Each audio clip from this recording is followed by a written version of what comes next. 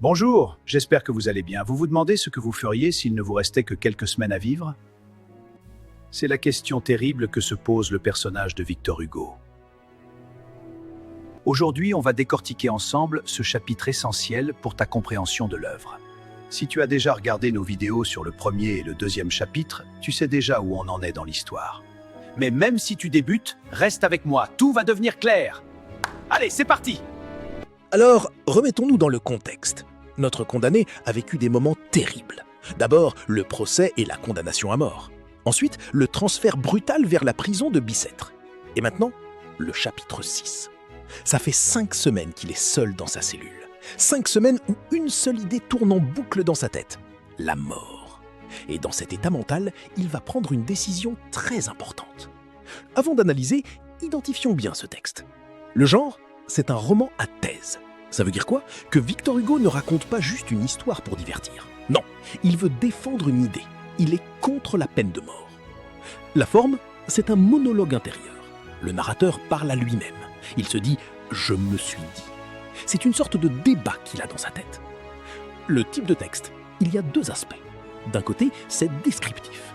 Le condamné décrit ses sensations, ce qu'il ressent physiquement et moralement. De l'autre côté, c'est argumentatif. Il essaie de se convaincre lui-même de faire quelque chose. L'idée générale, le condamné hésite beaucoup. Il ne sait pas quoi faire. Puis, il se décide. Il va tenir un journal. Il va écrire tout ce qu'il vit. Pourquoi? Pour témoigner, pour laisser une trace. Maintenant, rentrons dans le détail. On va analyser ce chapitre selon 3 axes importants. Axe 1, le doute et l'hésitation face à l'acte d'écrire. Le condamné est complètement perdu. Il se pose 1000 questions.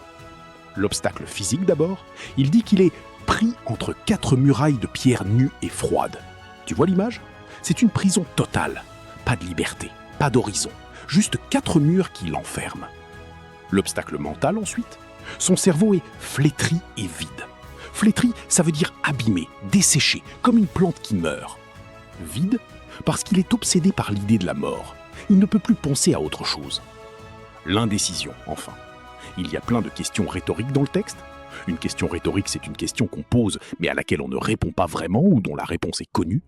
Ici, l'interrogation souligne l'hésitation et la perplexité du personnage, ainsi que son trouble émotionnel profond. Axe 2, la décision et la double utilité de l'écriture. Mais peu à peu, il trouve une réponse. Il se dit « pourquoi non ?» C'est un tournant. Il va écrire. Mais pourquoi? Pour lui-même d'abord. Écrire va l'aider à tromper l'ennui. Le temps est très long en prison. Chaque minute est pesante. Écrire, c'est une façon de s'occuper, de faire passer le temps. De même, écrire va l'aider à lutter contre la souffrance morale. En mettant des mots sur ce qu'il vit, il peut observer sa propre douleur. C'est comme prendre du recul, et c'est aussi une distraction. Ensuite, pour les autres, le condamné veut que son journal serve à quelque chose.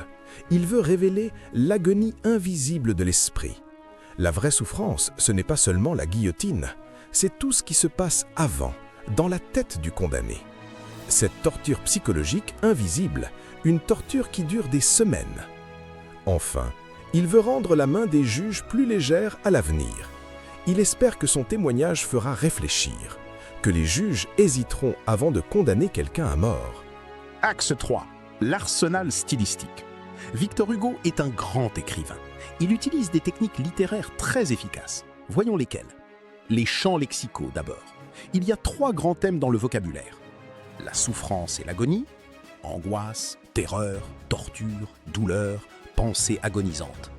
L'écriture, écrire, plume, journal, mémoire, feuille.